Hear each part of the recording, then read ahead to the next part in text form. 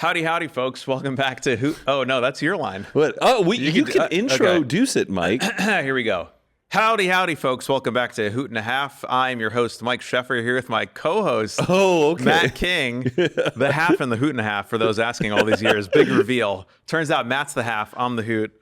And you're wearing the sweatshirt for the people listening today. Mike is rocking the OG merch. This was our first and only merch run. First and only. Do you think we'll ever do it again? Maybe. I feel like Good Influences merch is probably a more realistic. I think so too. Good Influences merch. Maybe. We had some designs, and then I feel like it never happened. Yeah. I had the designs ready. I just thought we were going to have meetings with the merch people. Merch gets so complicated though. I know. Because all you truly want is just good quality assurance. Is that the word? Mm-hmm. That people are getting the right products. And I just hear nightmare stories after nightmare stories of influencers who start merch. People get a poorer quality than the samples that were sent to the influencer originally on what it was. Yes.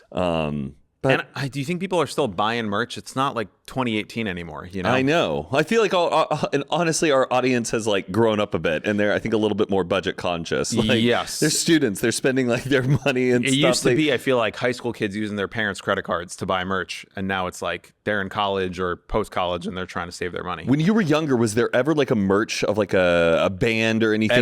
Every band you wanted the merch? Any show I went to, I would get the poster and a t-shirt from the concert. Oh, very cool. Yeah, posters were very big in the rock indie scene in the 2000s. They still are. There's huge poster heads out there. Because they will hire a professional artist, make a certain run. Sometimes the Mars Volta would make a custom poster for every single show. Vampire Weekend does the same as well. So it's if you're at the Austin show, you get 1 out of 100, and that poster then is out of print forever. I mean, I respect people who collect posters, but I'm very where are you going to put it? You have to have a really dedicated space. Your spouse or your significant other also needs to be down with that as well. They're usually not that I don't know, home decor friendly. It's usually a lot of black, a lot of weird it's also shapes. very based in the time. Some posters are scream just the indie age of the early 2010s and stuff. And it's not necessarily the most cohesive kind of collection you can have displaying on your wall. But my cousin has actually one of the most badass collections of posters. Yes, when you go in, it's oh my gosh, you have this, you have this. But there was never merch for a band that I would get at shows, but I was a big Hot Topic kid. Ugh. So usually if just I was a big wall, and you would just have to crank your neck all the way up to look at anything that was on there. There was one Black Friday. I went to Hot Topic and I bought 8 band shirts, and I was this was in high school, and I was this is my wardrobe. I'm just wearing a different band shirt every day. And then after the second day, some girl was why do you just keep wearing band shirts? And I was well, never again. Never again. I gave them all away to Goodwill. Do you collect wristbands from like concerts or ticket stubs, anything like that? Sam did that. Remember for South by? Yeah. Oh. Every party you go to at South by Southwest, and then he would leave them on. Oh, if you're like keeping a paper wristband on your wrist, that's got to go. No. In college, though, I would keep all of the wristbands from parties that I would go to, like frat parties and like all of that stuff. Mm-hmm. Keep them in a bag. Because I wasn't invited to like every party, but I would like eyeball ahead of time what the wristbands were, and sure enough, I maybe would have a solid red wristband, a solid blue one. So you would kind of just like staple it. Get a quick run to the CVS or the Rite Aid and buy the appropriate color wristband. Yeah. It used to be way easier to scam stuff. Now things are much more difficult. Oh yeah, dude. I'd love to doing all the different scams to get into joints and stuff. Social engineering. Did you ever do the scam? Well, before you were 21, this is how it was in Texas. You could go into bars, but you couldn't order anything. Depends on the venue. But the way that they would mark you as being under 21, they would put an X on your hand. Sharpie, X is on your hand, which is such a silly thing. I just feel like you shouldn't be able to go. You shouldn't be allowed to go into a bar if you're. But if it's like a bar, restaurant, or a music venue, or a place that just people are hanging out that serves drinks. They want the money from the kids who are going to maybe buy food or buy other drinks. But the idea of marking the X, the hack is you bring a little bit of hand sanitizer. Chapstick is what we did. We would put the chapstick before it, and that would create this little barrier, and then it would wipe right off. Pretty freaking brilliant. Pretty freaking cool. The other thing, I don't know if you ever had a stamp, like a when you had to pay a cover charge to go to a bar. Yeah. You get one friend to get the stamp. He pays the cover charge, and then you go, and you like re-wet it, and then you can re-stamp your friend in the bathroom right there, and then you How'd get your friend tickets. get into the bathroom if they didn't pay the cover charge? Or not the bathroom, sorry. They would walk right back outside and be like, oh, actually, I left something in my car. I'll be right back. And then you and your buddy stamp each other around the corner, Boom. and then you both walk back in with the stamp. Okay. Saved saved tens where's of dollars the limit that of way. you drawing the line on a cover charge to get into somewhere? I feel like you'd be a person where you would be like, if This just happened like 2 weeks ago or 2 months ago. Remember we went to Tenants and they were like $50 per person? That's ridiculous. And you didn't have the right shoes and you had to go to someone's house and get shoes or shorts. Yes. But they don't do a cover charge. They make you like sign up for your own mini like bar tab that you have to fulfill. Like if you go in, you have to spend $100. Yes, that's what they wanted. $50 paid up front for the bar tab. But you know what? I also feel like they don't do that. No, they don't. One, they don't check it. Two, you don't have to fulfill it. No. They just do it as a way of like, I don't know, scaring you into it. Yeah, it was, I can't remember whose birthday it was, but we were the last ones in. We just didn't get in with the rest of the group because we were a little late. You were wearing shorts, right? I was wearing open-toed shoes. That's what it was. And which I thought was a little sexist. Okay. Like women can wear the open-toed shoes, but God Can forbid they? a man. Yes, women could wear an open-toed shoe and go into a. And no hats too, right? At Tenants? You can wear hats at Tenants. Sorry, we're talking very locally here. But you cannot have a team logo. It can't represent like an organization. Okay. I don't know if they view that as. That's kind of like when you go and vote, you can't wear any like election related Oh, material. you really can't wear who you're voting for? I thought there's just no campaigning. That's technically, like, I wore a Bernie Sanders shirt when I voted here in 2020, and the woman was like, listen, you can't come in here with that. And I was like, what are you talking about? She said, that's it's like an electioneering law where you can't have any sort of election related material. So I went to my car, put on a hoodie, zipped it up, and then I was able to vote. Could you wear a Make America Great Again hat? No. But what if it was a bejeweled one that didn't even say Donald Trump? It's a legally dubious question. But anyway, the idea of paying a cover charge in this day and age, especially to go to like a bar I've been to many times that I haven't paid before. No, I'm not going to go. Like, what am I missing? For me, it's $50? It's total peer pressure. Well, $50, that has to be an event, and we're staying there the entire time. Yeah, like this was $50 cover charge if it's New Year's Eve, and that's the thing to. That's more of like a ticket than a cover charge, I feel like. Correct. Yeah. Correct. It has to be total peer pressure based on everybody. If you're going to see your friend's band and it's like, $12, $15, that's a cover charge. Can we skirt back to graphic tees? We could skirt. Hold on. Wait, I wanted to say The Wizard of Oz was actually the pioneer in an article of clothing that everybody knows and has to this day. Red ruby shoes. It's not red ruby shoes. No, everybody has it. It's one of the most common things ever. In the original Wizard of Oz, there's a piece of clothing that is now ubiquitous. And it was the first recorded piece of this type of clothing ever in history. No idea. The graphic tee. The graphic tee. The graphic tee, Mike, the Wizard of Oz, is believed to be the origin and the birth of introducing the world to the graphic tee. Who was wearing it and what was on it? So it's only in really a 10-second clip, and it's when, Dorothy the lion and the Scarecrow and the Tin Man arrive to Oz. Okay. And they're with the wizard, and they're like putting the Scarecrow back together. They're stuffing him with hay or whatever is you put in the Scarecrow. Yeah. And the guys working at Oz have these shirts that say Oz on it. Green shirts. Interesting. And no other time has the graphic tee been recorded or seen. What year did this come out? 1938? I think 1939, I want to say. But then the next time that the graphic tee really became very popular, do you want to guess this one? The next time after that. Oh, God. Can you give me the year and then I can guess what movie it was? Let's just say it was a pretty historical thing that happened globally that after the time period of when Wizard of Oz came out. So it was after World War II? No, it was during World War II. It is because of World War II. Was it, I don't know, Casablanca? No, it's the Army shirt. The one that says U.S. Army on it? Yeah, just ARMY. What movie showed that? No, it's not about movies. They gave Army T-shirts to people who were in the military, in the Army. And those men would wear those shirts post-war or whatever as almost like a souvenir that they were in the Army. So that was like the big introduction of graphic tees. And then obviously 60s and 70s completely brought it to the mainframe. But it's Wizard of Oz, World War II Army shirts, and then 60s, 70s massive graphic tee. So 1937, no letters on any t-shirts. No, unless it was like embroidered like name tag, but probably, you know. An emblem of some sort. On like a pocket of a old-fashioned collared shirt.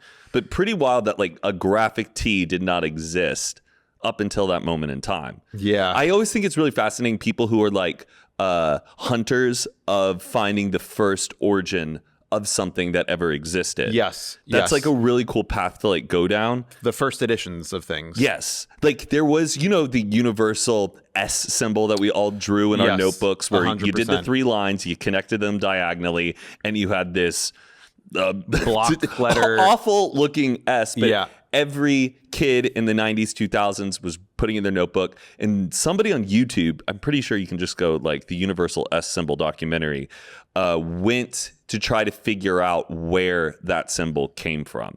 And I think I've heard about this. Did they end up finding it? Or yeah, they did. There was a photo. So, you know, back in the day in like New York when it was like graffiti everywhere, like on the subways, it was completely covered in it. It was like the dirtiest New York had ever been. It was apparently a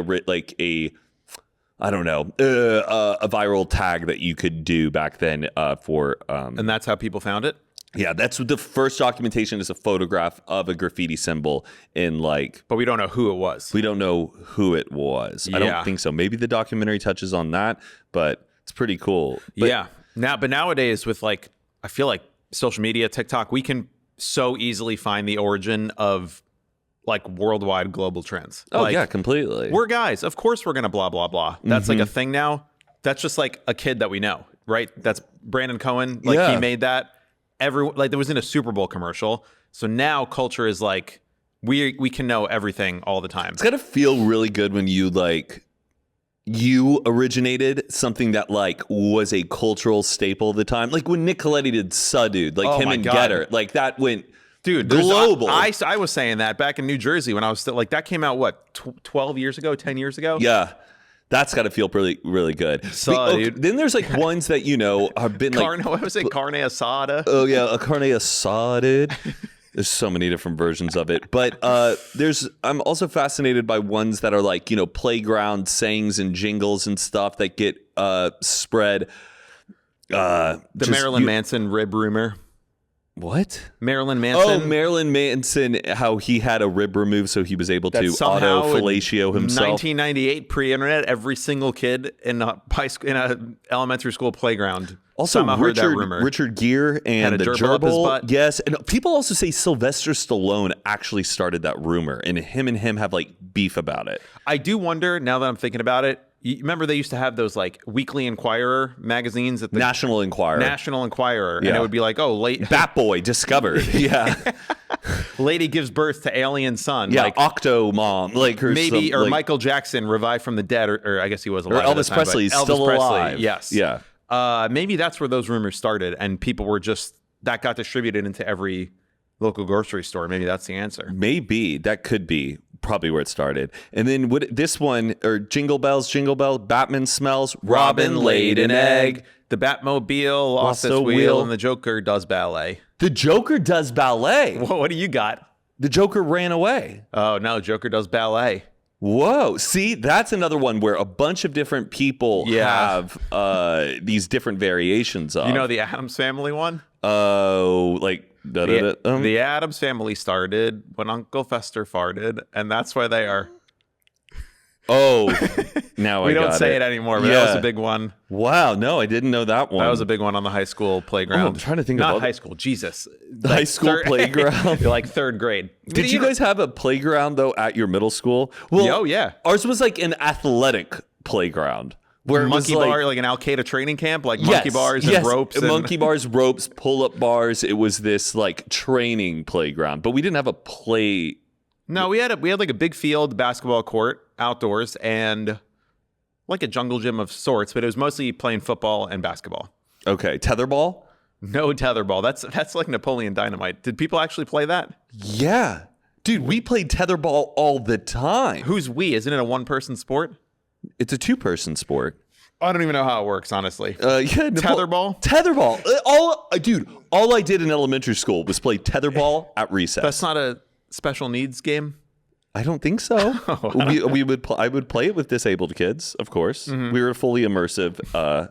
Likewise, I will say that was a good. I don't know if they're still doing that in high school. Like we had really a lot of integration with like all the different. Yeah, full immersion. Yeah, which I think is great. Yeah. Don't you think so? Or wait, do you think a kid with disability should be in a fully functioning like? Or I think they mixed it up where it's like half the day they're with. Yes, they're like applied academics education group. That's what they called it in our school. Applied academics. It wasn't called special education. Right. Yeah.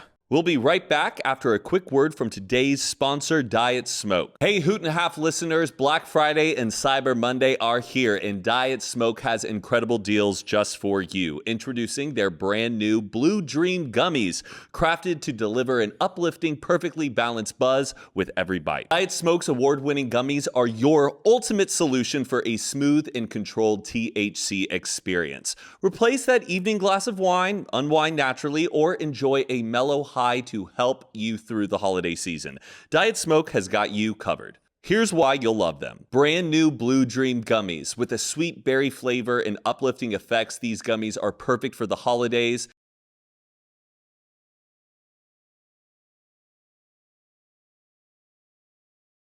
Guarantee. If you're not happy, they'll replace or refund it guaranteed. Super fast shipping and nationwide delivery. Get your gummies fast anywhere in the US. So exclusively for Hoot and a Half listeners to celebrate Black Friday and Cyber Monday, enjoy a $50 welcome gift plus 20% off your entire order. Head to www.dietsmoke.com and use code promo HOOT, HOOT, at checkout. Don't wait. Treat yourself to a balanced vibe this holiday season. Visit www.dietsmoke.com. Use promo code HOOT and get your exclusive $50 gift and 20% off. Diet Smoke, your beautifully balanced cannabis experience. Now better than ever. But Foursquare. Did you play Foursquare? No. Wall ball? We called it Wally ball, and it might be a little different. What you bounce the ball. It was volleyball. We played volleyball, but you used the back walls of the gym. That counted. So the biggest kid would always slam the ball. It would hit the back of the other wall, and you had to turn around. What kind of tiny gym are you in? It was like a basketball court that we turned into a volleyball court. I think our school might have invented it, volleyball, and then it went all over New Jersey, and we had like one of the best volleyball teams. It's a really fun thing to do. Okay. Yeah, volleyball. Not wall ball? Wall ball. Handball. You would throw the ball at the wall. Yeah. And then if somebody caught it with their one hand, you would have to run to the wall before they hit you with the ball. Yeah, I kind of remember that. Yeah, it was a lot of like panic and anxiety in those games. You're just like got to be on edge. You're running full sprint at a wall. like hopefully your teeth do not get smashed in. Yeah, running bases, was that a game you had? We would do flashcard baseball. No, that's not. What? Did you do flashcard baseball? Running bases is you just get two people on either side and you have one kid in the middle that like was like the loser, and you got to try and throw the ball to the other side, and you have to try and run. It's like pickle. Like you're in a pickle in baseball, yeah, but you're just playing that like as one singular we call that running game. bases. Okay. I don't know. I feel like I've heard running bases in like a song lyric. What are these duck shoes you got? Oh, they are bean boots. Bean boots? Made by LL Bean. Bean boots. Oh, it says they're it made on by the LL heel. Beans. They're timeless shoes, man. Are they? Yeah. Well, I don't know. Yeah, when you buy a pair of bean boots, you're never going to get rid of a pair of bean boots. LL Bean boots are like made to stand the test of time. Are they easy to put on and take off? Yeah, because they got like this loop in the back. But do you got to untie like 3 ropes of 3 layers of stuff here? No, just right there at the top and just take it off. Do you like them? Kind of. Thank you. But the best They're effect is interesting. when you got to roll your pants up a little bit, because if you have it go all the way down, it's kind of like. But I feel like it's not raining, so what's the? It's fall. It's nearly winter too, as well, Mike. Yeah, but like we're in Los Angeles, it's like 75 degrees outside. Okay. Okay, but I'm break. The reason why I bought them because I'm going to Michigan for Thanksgiving and I wanted to break in these boots. Okay, that's so fair. I'm wearing them to break them in. That's fair. Yeah. Okay. You solved your raccoon crisis? Oh gosh, I did. Have you talked about this elsewhere? I talked about this on Unfiltered for a little bit. Well, but for the people who do not know, yeah. This was about a week ago. On Sunday, I came in. I smelled something sour up in the house. Actually, it was for Friday or Saturday when I was smelling something sour. Yeah. And Patricia had just bought like incense, like some big fancy incense from some store in Beverly Hills. And I'm not a fan of incense, Mike. Are you? Kind of sometimes. Depends on the incense. I think it just makes everything smell like a weed shop or like a head shop, like a place where you go buy pipes. It depends on the. I don't like sage, like burning sage. That smell. No, that smells like. I think you burn sage just one time for ritualistic purposes. But then the smell lingers, and it's like a. But I just think it's just something is burning and it's just ash. Like it doesn't. I don't know. It doesn't smell. I have a good incense at my house. Maybe you'll have to give it a whiff and see if you like it. I'll check it out. But Patricia had it, so I thought it was maybe this, and then I was like, "Do you smell something bad?" And she goes, "What? You think it's the incense?" And I'm like, "No, I think something smells bad." And we looked in all of our trash. We went through our refrigerator. We kept thinking somebody maybe spilled milk somewhere, like in the corner of like the house, and we completely forgot about it. Looked at every nook and cranny. She still thinks I'm overreacting. I'm still like, something smells bad. Yeah. Second day, she starts smelling it. And we're like, what could it be? And now the smell had finally switched from like a garbagey, like food rotten smell to something has passed away. Dead. Yeah. Is dead. And we had this whole issue about there's been a squirrel nesting in the roof of our house. And how do you know this? In our attic. Because I can hear it pitter-patter around all the time. And there's a vent right underneath our front eave that I believe that the squirrel can climb the tree and enter it. Yeah. And I've been conflicted about, I need to get that patched up, but then I was worried, what if it's patched up? I trap in the squirrel and it dies. So then I think it's immediately the squirrel. Something is rotting in our ceiling. Like a day or two go by knowing this, and that was driving me insane. That's horrific. Knowing that like something is actively rotting in your home. Do you smell it in your bedroom too? Luckily, the last day I could start smelling it. It was in the growing bedroom. stronger every day. Yes, like a superhero. It's so weird, like the smell of like an animal rotting. Though I think it's biological to us. It's because we don't want to eat. Like we've been conditioned to not want to eat rotten. It's like unmistakable. Oh yeah, it is. This is a little dark. It's all right. So like the way like a raccoon smells when what do humans smell like? I don't know. Dude, does it it's probably smell really bad. I bet it smells like pretty close to what an animal smells like. Yeah, not great. No. So thought it was the squirrel. Finally got the animal control guy to come out. How did you get the phone number for animal control? Through our landlord. Contacted you him. called the landlord. We told the landlord. And we were like, this is urgent. We really need to get this removed today. Yes. The guy came. He was like, it's actually down in the crawl space. And it smells like a few are dead. And we're like, what? And he says rats. And we're like, oh boy, oh gosh. Also, mad respect to anybody who is. Yeah, that's a tough gig. Of course. Oh my gosh. You have to like go dig into crawl spaces, sniffing out what it is, and then picking that up. Like, oh my gosh. What kind of guy? Funny guy? Serious guy? Old, young? Smiley guy. Smiley guy. Smiley guy. Bit of a language barrier. Okay. Nothing wrong with that. But he told me that it was rats. Okay. Or it was a rat. And I was like, oh my gosh, thank you so much. Blah, blah, blah, blah, blah. We message our landlord, say. Wait, so did he go into the crawl space and do. Yes. But I didn't watch it. I didn't want to watch it. Okay. I was just like, I'll give But you he your said, space. all right, all clear. I got it out. Yeah. And I go, the roof? And he goes, nothing in the roof. Did he even look? I don't know. I think he did. But I need to also let the landlord know. We got to patch that up. Anyways, he said, rat. And I was like, awesome. Thank you so much. We tell our landlord it was a rat. The landlord goes, it wasn't a rat. It was a raccoon. It was a raccoon. It was a full raccoon. It wasn't a rat. Oh, so that was where the language barrier? That's where the language barrier was.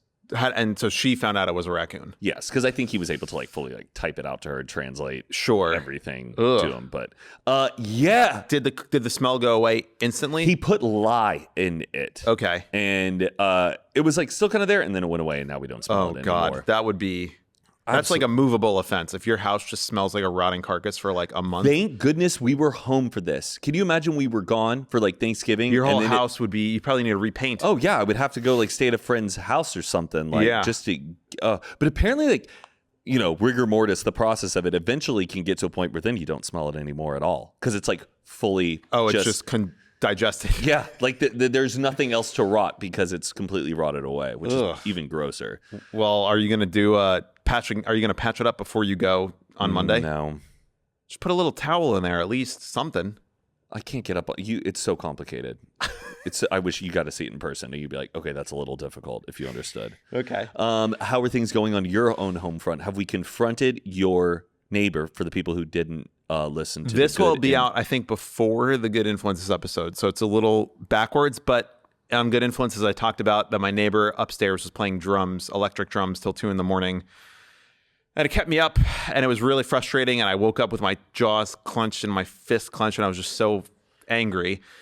And I typed up the note. I put it in Comic Sans font, which when you're writing a note that you want to like communicate to somebody that is really, I don't know, I'm trying to be tactful. I'm trying to be nice.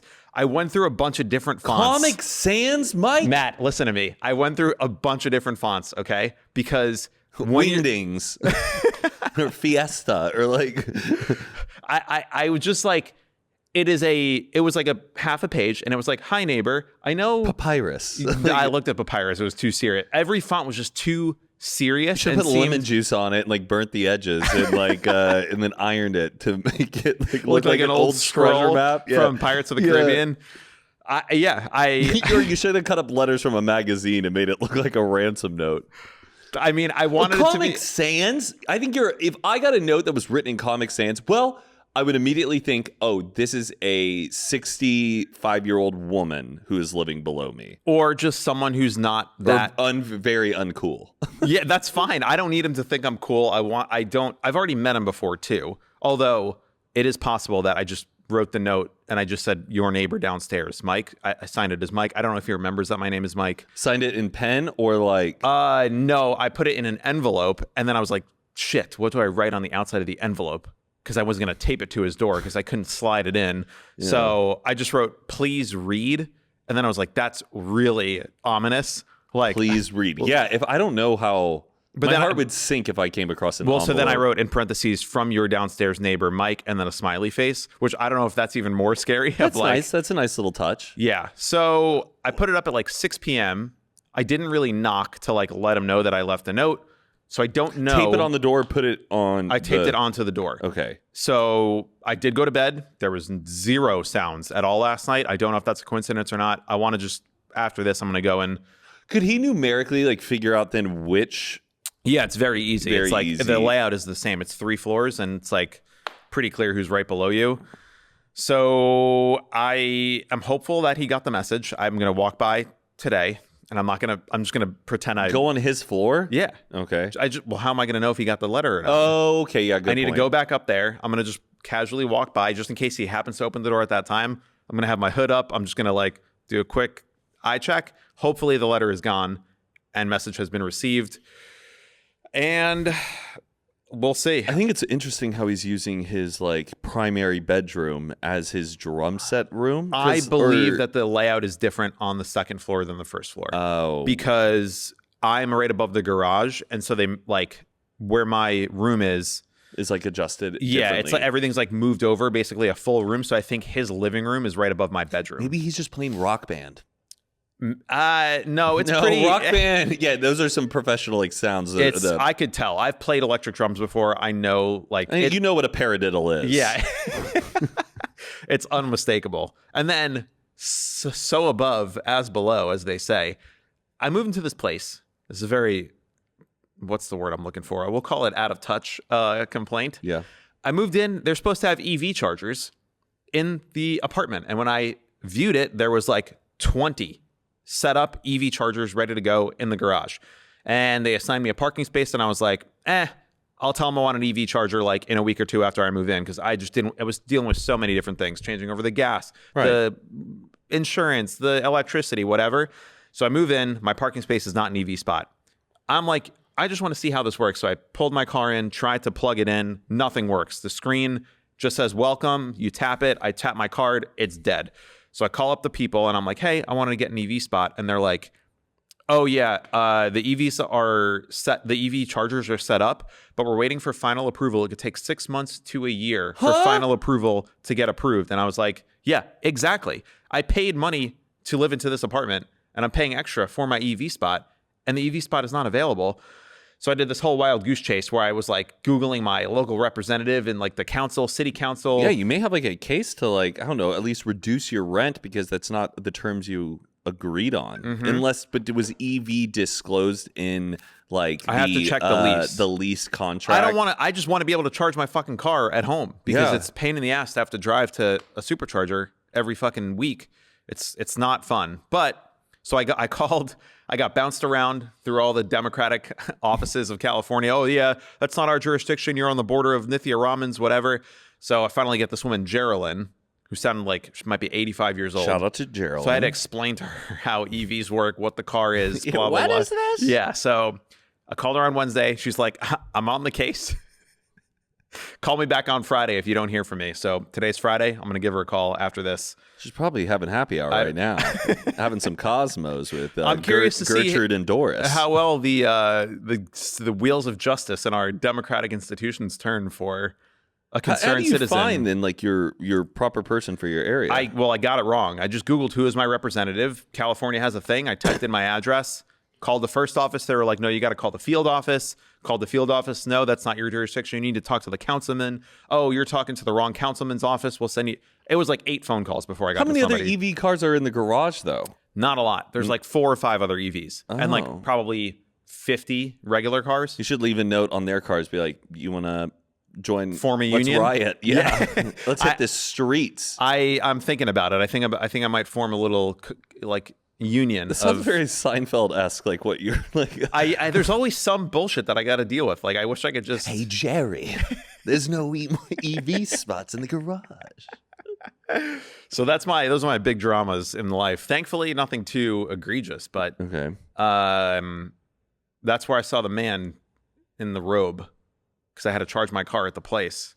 So that's why I'm like, oh, and then the man who shot the priest, Yes. who was defecating himself insane in public. behavior. Or was he a monk? I don't know. He was somebody where he might have just been a crazy person wearing a robe, but he looked like he had a good haircut. He looked like he had somewhat of a skincare routine. We'll be right back after a quick word from today's sponsor, Quit with Jones. I hate vaping. I've tried to quit more than once, and it's something I still struggle with, and you may be in the same boat. Quitting vaping is a journey that can feel like climbing a mountain without the right gear. That's where Jones comes in. Jones makes low-dose nicotine mints that are FDA approved, and I absolutely love them. Jones was started by 2 women who know the struggle firsthand. They tried quitting cold turkey countless times, but it never stuck. So they took matters into their own hands, creating the support they wish they had. And now they're sharing it with you. Jones offers holistic support to help you kick the habit. Whether you're aiming to quit altogether, cut back, or just shift your mindset. Jones understands that quitting is a spectrum, and they meet you where you are. With FDA-approved nicotine mints, behavioral support, and a welcoming community, Jones is your partner in progress. 95% of people can't successfully quit cold turkey. You may be part of that 95%, and that's okay. It's tough out there. But with Jones, it's different. Their low-dose nicotine mints minimize withdrawal symptoms, making the journey smoother, and pair them with the Jones app for a winning combination. If you've done the routine of quitting on Monday and buying a new vape on Tuesday, it's time to make a change. And with Jones, it's a different story. Say goodbye to that cycle and hello to a healthier you. And let's talk about style. Jones comes in a discreet travel tin. I love the design, and you can take your Jones mints with you wherever you go. It makes things so easy. Ready to take the first step? Head to quitwithjones.com/hoot for 20% off your first order of nicotine mints. That is quitwithjones.com/HOOT. Quitwithjones.com/hoot for 20% off. I highly encourage you to try it out, and you'll thank me later. And now, back to the episode. Do you know much about the Dalai Lama? Not really. I know that they are reincarnated. Right. And supposedly it's the same person, and he picks. Aren't they like picked as a child too? Yeah. Like at a time you go into a room and there's a bunch of objects. Yes. Like it might be, a little rattle. It might be a knife, a scroll. Knife, anything. They did this on Lost, too. Oh, as Yeah. a way of like. There's like a person in Lost that they were trying to see if he was the the second coming of this other person, and that's how they know that you're the Dalai Lama. And are you like the child? You're the new Dalai Lama, but you're a child for the rest of your life, or you wait until you're at a certain point. It's when the Dalai Lama dies, then do the new test for a new child. No. They do the test. I don't know. I mean, I don't know exactly, but what I believe is the current guy who's alive is fine, but while he's alive, I think, or maybe it's after he dies. He's like apprentices. Well, because the reason also why I brought this up, there is a teenager, from Minnesota, who is now like under the Dalai Lama's like lineage protege. Like, is he the next? He's going to be the next one? I guess so. Like I was when I watched this article and they're interviewing him, and the kid's just like, yeah, I've just been very passionate about like, are they Buddhist? Is it a Buddhist? Maybe. I don't know. Get it wrong on what religious sect the Dalai Lama represents, but he's just this kid who really loved this manga called Buddha, and he did, I think, do the test or something when he was younger, and he's fluent in Tibetan, and I believe there's another language as well, but he's a total American kid who goes to school at a high school, but then has to go all the way out, is it Tibet where the Dalai Lama is, and like sit with him at the altar and do religious gigs with him. Pretty crazy. And there was also some controversy where he like made out with a little kid or something. Yeah, he like made like and the little kid like they touched tongues, like he touched tongues with the kid. The Dalai Lama's I think kind of losing it. I wish I looked into this more, but I don't remember. Did it come out that this was just like a cultural misalignment thing, and it's like non-sexual at all, and it really was just it isn't very well. The Dalai Lama is supposed to be a very like childlike being and figure in like his frame and state of mind, where I don't know heard that a lot of people are like big haters of the Dalai Lama, and that he's like problematic to the Tibetan community. Oh, is he? That he's like caught like prolonging some of their suffering by. He could actually like end a lot of suffering if he wanted to, but he's not getting as politically involved as he should be. This is like something I heard 8 years ago in New York City from a different Buddhist that I knew, and he was like, "Yeah, they got a lot of problems with Dalai Lama," and I was like, "All right, maybe this guy's just like a New Yorker who's maybe." I know I need to look into it more. I just thought it's just wild that there's this Minnesota kid who is like up in it now, going to be the Dalai Lama. Yeah, that's pretty crazy. Do you have a favorite amendment of the Constitution? I would say. How many do you know? First is the freedom of speech. Yep. Second is obviously the right to bear arms. Third is you can't let troops stay in your house or something like that. No quarter to enemies or something? Or like troops don't have a right. 4 is, oh my gosh, I used to know all of these because I had little mnemonic devices. Yeah, the search warrant is 4, or something about search and seizure. Yep. 5 is... I plead the 5th. Plead the 5th. 6 is the right to a speedy trial. Yes. 7 is... Oh, man, I don't know. Rights in civil cases. Oh, okay. 8th Amendment is... 8 is it doesn't have to deal with women. Bail, fines, and punishment. Oh, yeah. Oh, 8 because you're behind a gate, jail. Was your mnemonic device? Yeah. Okay. 6 was like the speedy trial was like, you better pick up those sticks. I don't know. 6, quick, maybe. Yeah. 9 is rights retained by the people. Oh, I don't know. And then 10 is states' rights. Okay. How many are there? 27. 27. You know what the most recent one was? 27. What was it? Congressional pay raises. It says that they have the right to get raises, like congressmen. No law varying the compensation for the services of senators and representatives shall take effect until an election of representatives shall have intervened. I don't know what the fuck that means. Why do they write this shit? Make it simpler. I know. Make it simpler, people. And what year was that, though, that it got added? I don't know. May 1992? Okay. 1971, 18th Amendment. Right before I was 26th born. Amendment. The 26th Amendment, the right of citizens of the United States who are 18 years of age or older to vote shall not be denied. So that's when, 1971 is when 18-year-olds were allowed to vote. Oh, and before that, how old do you have to be? I don't know. Maybe 21? Wow. Really? 21? 1971. We got to get another amendment on the books.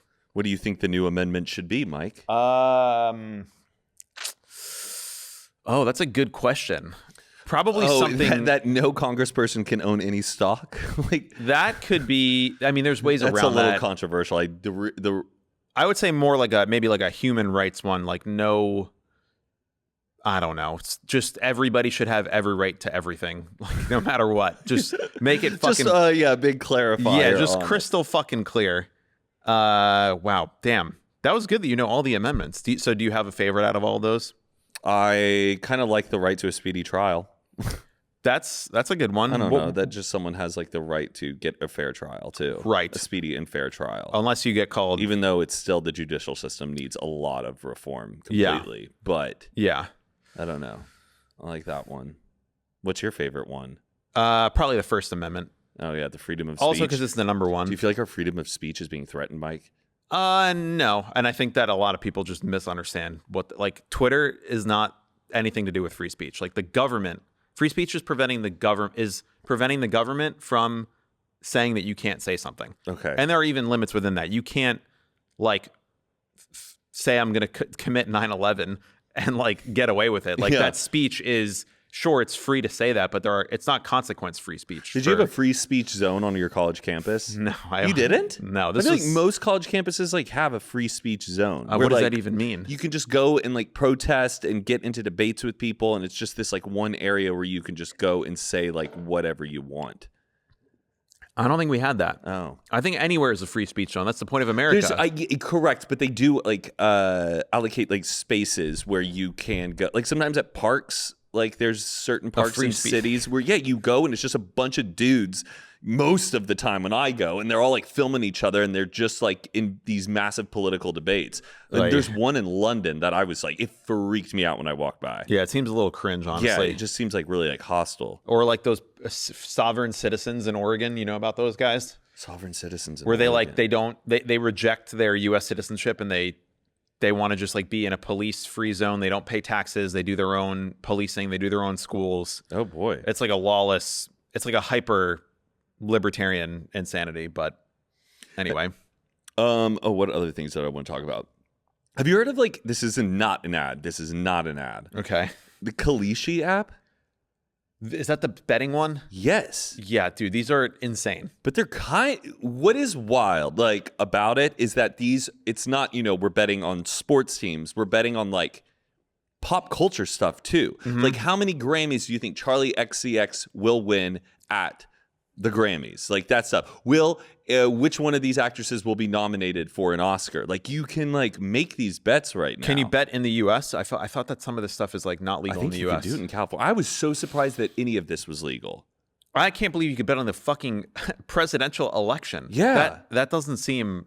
It's not good. I think a lot of people are going to lose a lot of money. Do you want to be curious? Are you curious to see what some of these bets are? Yeah. Because... Heath was telling me about this, and I was like, "Yeah, that tracks." I was like, "I don't." He's the target demo for that. Oh, okay. Will Bitcoin hit 100K? Before you can bet before December or before January? Yes or no? It's at like 99.5 right now. So I would say almost certainly yes. It might have already hit December it today. Or before January? Before December. It's going to happen. It's the 22nd right now. I think it's going to happen. Yeah, it's an 82% chance. So if you bet 100, you only make like $16. But if you bet no, if you bet like $100 to say no, you could win $525. Then there's like these guys who are running will the Joe Rogan Experience fall from the #1 spot this year? Yes or no? For how long? For 1 week? For 1 day? Just this year. 10% chance that it would happen. Dude, these bets need way more qualifications. Because what does that mean? Fall from the #1 spot? More. Like, will Moana 2 Rotten Tomato score? Will Moana 2 be above 80, above 85, or above 90? That's such an interesting bet. Yeah, but then people could just brigade the site and like bet for something and then send a bunch of bots to rate it. Rotten Tomatoes, they're usually like the critics. I think they're focusing on the critics one. There's audience score and critics score. Oh, they're focusing on just the critic score? Yeah.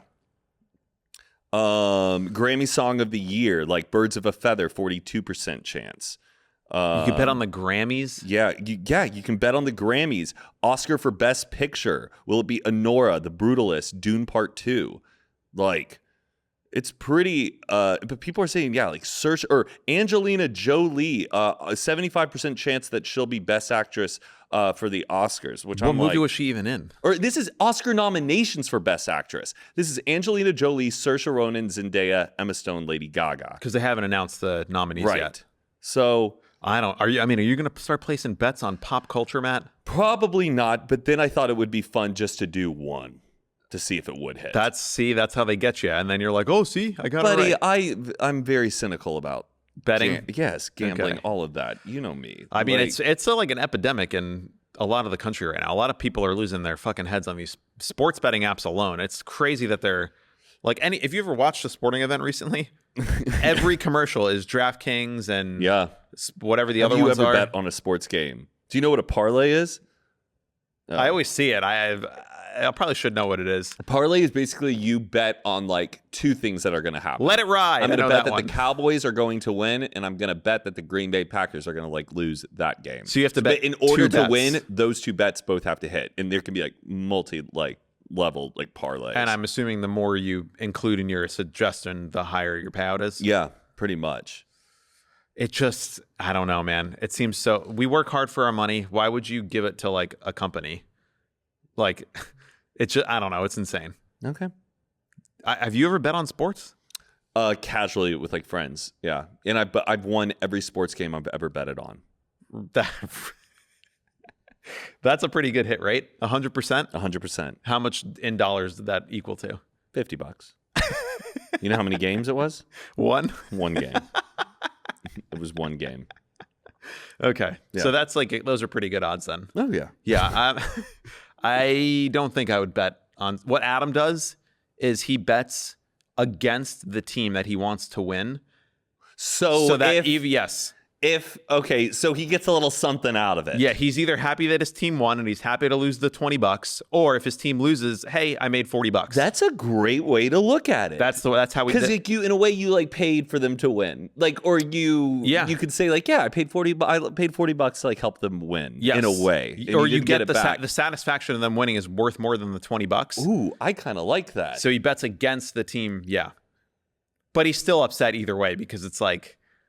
It sounds good in practice, but then if the team loses, it's like, I mean, I guess I got an extra $40, $100. But then if they win, it's like you didn't need to bet against them. I'm always fascinated by horse racing.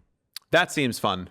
But like the odds are like, what? They're just horses running. I know, but it's fun. Okay. That seems like a fun day. A day at the tracks. Yeah. Have you ever been? No, but I would love to go. I've been to so many horse races. You got to bet on win, place, show. Win, place, show. Show third place? Or show is fourth place, I guess? Yeah, that they're in like the top 4. So you're betting one that they're going to win. You can bet another bet that they'll at least place in the top 3. And then show is like, I believe just like placing in the top 4 maybe. Or you're betting on its placement for place. Like I bet it will get second, third, or first. And then the show is that. Are you doing research beforehand? You're just looking at the odds. You can look at the odds, but sometimes I just like to do random. Because usually a random one will do really well. That's how I see it. How many horses are in a horse race?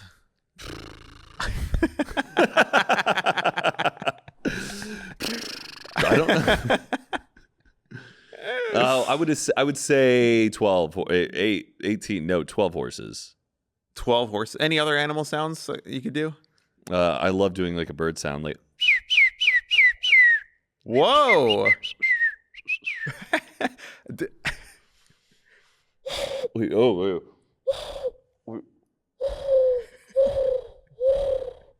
What about that? Can you do any? The first one was pretty good. I can do this one though.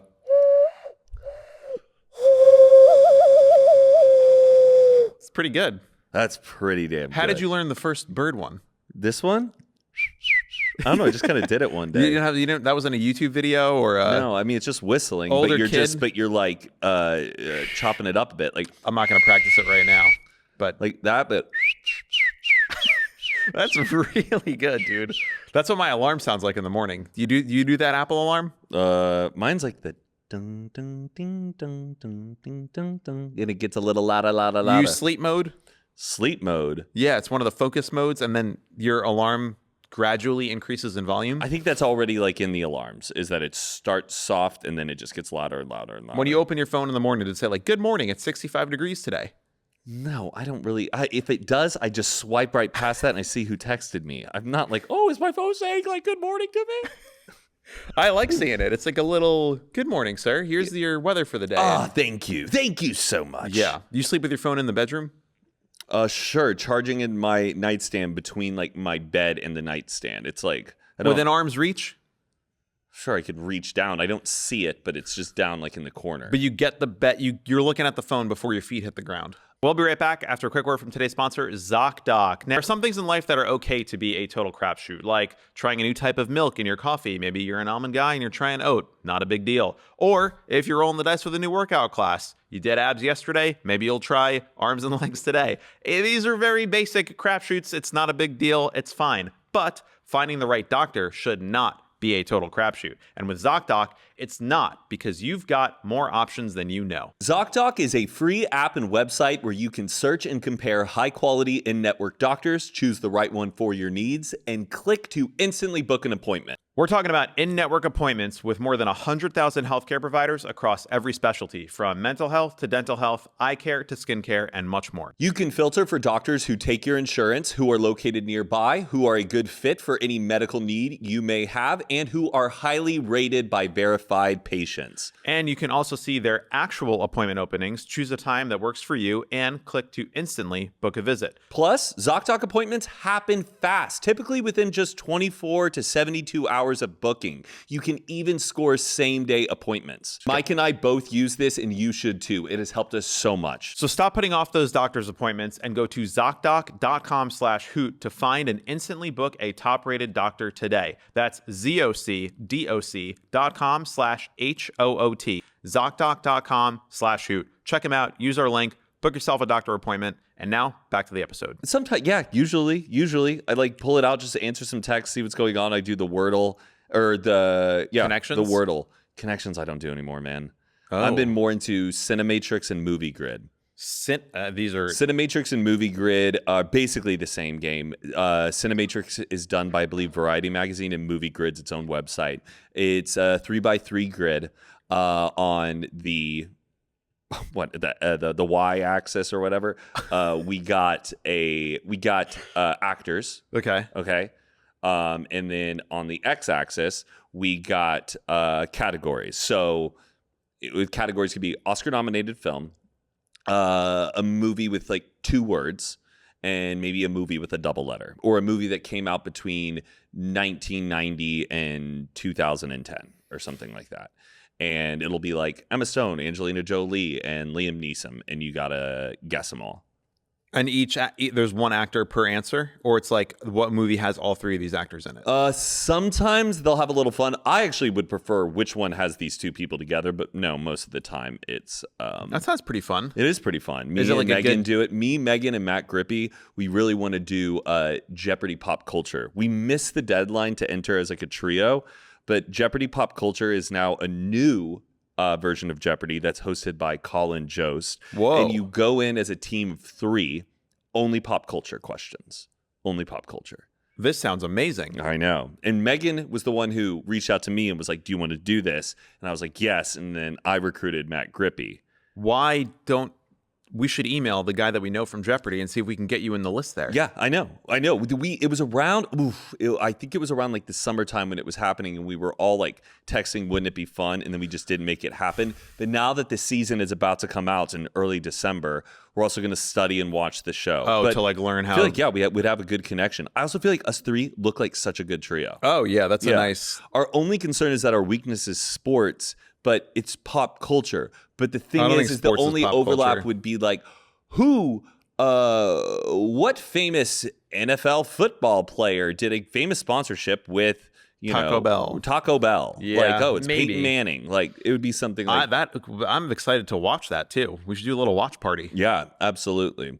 I would. Sorry, we didn't recruit you, but I just feel like I would not do well at that at all. Yeah. If you want to do obscure mid-2000s band trivia. I could do that. Yeah, right? But not... Do you feel a certain type of way owning a Tesla now with like Elon Musk? Thank you for saying that on camera. Our lovely producer here just asked us that question. I totally took that. Thank you, Corey. It's a great question. I have been kind of an Elon hater for like the last, I don't know, since the rescue diving thing. Do you remember that? Over Ocean Gate or the kids who were trapped in the... No, the kids who were trapped in the cave. Oh, yeah. And he harassed one of the rescue divers, like called him a pedo. Yes. And that even doubled down on it on Twitter. I only knew Elon as like, and I don't know, this is what, 5-6 years ago at this point. Like, I thought he was just this cool guy, made a cool rocket company, made a cool car company. That's the end of it. And then when he tweeted that, I was like, what the fuck is that? That's insane. Like, this guy is a professional diver who is going to rescue these kids. And Elon never delivered on the diving thing. And then ever since then, it like kind of clicked. Like, maybe Elon is not the guy that he's presenting him out to be. And over the last few years, I've just noticed, like, it's clear as day now how just A, stupid he is, B, kind of evil he is, and C, purely just cringe and only cares about like his own person. Like, he just wants to be cool so bad. And he's just such divorced dad loser energy. And people are still buying into it, which is really insane. But yes, I have a Tesla. I bought it because I think at the time that I bought it, it was the best car. Now I'm very thankful and grateful that like every other car company is making really cool electric vehicles that are basically making Teslas not the best car at all anymore. Like Porsche, Kia, who else? Hyundai, Rivian, like Mercedes, Audi, all these companies are making way fucking better cars. So when I have the R2, the Rivian, 2026, I have my reservation. I put it down the day it came out. There's an R3? The R3 is like the little one that looks like... I like that one. That one is sick too, but they haven't released a pre-order for it. So like the day that the R2 came out, I put a pre-order for the Rivian, and I don't want Tesla to fail yet because I still own one, but I hope like in the next, 10 years, once everyone who currently has one will be able to get rid of it, I hope Tesla just fucking like goes down. Yeah. Okay. Fuck 'em. Or I will say I hope Elon Musk gets booted from the company because he's just lied since the beginning. He didn't even start the company. It was these two guys, and he used his PayPal money to buy his way into the company and then paid them for the right to say that he was a founder of Tesla. Mm-hmm. He didn't even found the company. So like, it's a little cringe to drive the car. I don't like posting about it. I don't really like talking about the fact that I have one. And there's like bumper stickers now that people will buy where like, we bought it before we knew he was crazy. And like, I don't know if I want to like put that on my car, but people will make license plates. Elon sucks. And in California, there's so many of them that it's like, it's not that cringe, but I feel like if I lived in, I don't know, like Massachusetts or some like super blue place in like a really Democratic neighborhood, it might feel a little cringe, but at the same time, it's like, you got to pick and choose your battles. Tesla did do a lot of good by making people aware of EVs and making like electric vehicles a very cool thing. But the second I can get rid of it, I will not be looking back. And like, I'm the biggest fucking Elon Musk hater. I hope Twitter goes down. Are you on Blue Sky yet? What's Blue Sky? Oh, Matt, fuck your Twitter. I know you just got it back. Everybody has left Twitter. Everybody cool. Hank Green, all these people like CNN, every big company, every scientist, every artist, not every, but a majority are moving to Blue Sky, which is basically an exact replica of Twitter, but it's all open sourced and has like way better features. Everyone is super fucking nice. Are there ads? No, not yet. I don't think so. And if there are, I think it'll be like you can tailor the feeds to make your own algorithm. So like on Twitter, you can't control anything. If you want to see no politics on Twitter, you can't. But on Blue Sky, you could be like, I just want to see art. And you click an art feed, and then you're just seeing art. Oh, cool. Or just science, and it's all open source. So even if Blue Sky, the company, like goes down. I hate the name. Blue Sky? Yeah. Twitter, X.com. Oh, no, X.com's bad. Twitter was great. Twitter was fine. I just think Blue Sky sounds like a health insurance or like some type of like Wi-Fi that I got to connect to. Or it sounds like I'm on like United Airlines and I need to connect to their internet hub. Forget the name. I would strongly suggest getting on Blue Sky. It's like so pleasant on there. It's just everybody that like used to make Twitter cool and fun and funny and interesting is now there. And I think they've grown like 20 million followers since the election. Okay. So they're doing really fucking well. And there's just no like, What about Threads? Why can't Threads be that? they dropped the fucking ball. Why did Skype fucking take over when COVID hit and Skype had a 15-year head start. Yeah. And immediately everyone was using Zoom. Some of these companies, like Threads, I don't know, it just kind of sucks. It's like, there's more features on Blue Sky. And this was the other thing, that because they're open source, if something ever happens to like the website, the way that their code is written is that you could just take your followers and port it to another version of Blue Sky, and everybody that would create an account at the new place like follows you there too. It's very cool. So it can't be like bought or changed by a billionaire. They call themselves. What does the logo look like? I'm so curious. I don't really know. Like, does it? But it's making the rounds. They're like, their CEO is doing stuff on CNN, and I've been on Blue Sky for, I don't know, a week or two now, and when I go on Twitter, It's I'm like just a butterfly. Yes. It looks like MSN. Dude, going back on Twitter. Oh, yeah. It looks just like Twitter. I mean, it's like exactly the same. Wow. But after being on this for like a couple days, you go back on Twitter and you're like, oh my God, I feel like it's just mean and full of bots and like evil fucking people. So, oh, yeah. New York Times is already talking about it today. Blue Sky is turning into a strong X alternative. Yeah. Not too many anti-Semites or racial slurs or, bots or like, it's way better. Yeah. And I think Twitter is just unusable at this point. It's garbage. So I'm very glad there's I hope Blue Sky makes another Instagram too, like a photo sharing app that's just like the old school Instagram, just photos for you and your friends as like a photo album. And because we don't really have that anymore. Now it's all. When was the first time you got on Twitter? Like, you know how there's like a number assigned to like your Twitter, like on. I had to get a second one, but I probably got Twitter like 2008. Oh, wow. I was on it real fucking I got, like, early. In college, like fall of 2010. I think my dad was all about Twitter in the beginning. It was really good. It was microblogging. He was like, it's microblogging, 140 characters. It was really good at the time. It was just nothing like it existed. Does your dad tweet? No. Yeah. My dad he's on Facebook and TikTok. Okay. He sends me links to like facebook.com/ like he goes on the Safari Facebook and on his phone. Oh boy. And he'll send me like guitar videos of like, look at this guy. Uh-huh. God bless him. But yeah, Blue Sky. I would highly recommend you get on there. Definitely. Yeah. I'm stoked. Well, thanks for listening to another episode of Hoot and a Half, everybody. No, it's already gone. Well, we'll come back. Well, you're going to be gone for Thanksgiving, and then you're back. And then we got a lot of work to do. Yeah, that's right, Mike. We sure have a lot to do. If you're not following Matt on Instagram, follow Matt on Instagram. Please go follow me on Instagram. Follow and me TikTok. On TikTok, all of it. And maybe Blue Sky. I'll be signing up for that right after this. Yeah. If you guys enjoyed this episode, please like it. Please go leave a comment. And please go leave a review. Your support means the world. Have a happy Thanksgiving. Yeah. If this is still out there. Oh, yeah. And have yourself a happy holidays. Hopefully it's all good. Take care of yourself. Bye.